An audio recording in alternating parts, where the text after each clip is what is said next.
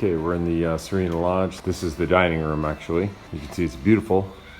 And this is, we'll do a breakfast buffet here in the morning, and here's our table. We've got a table for 16. We have a nice group here coming together. And this morning they'll go on the cultural walking tour and visit a coffee plantation and learn everything that it takes to grow coffee, process it all the way to the cup.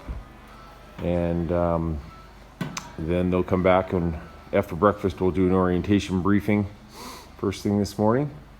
And they'll go out on the tour, and then they'll come back. We'll do some gear checks. They'll have a rest, and then we'll enjoy another great dinner here with the entire group tonight. And then tomorrow we head out for our Kilimanjaro Machame route climb.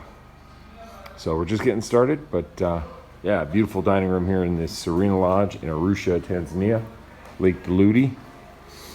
And yeah, it looks like I'm the first one up. Gonna have some kahawa, coffee, get the day going.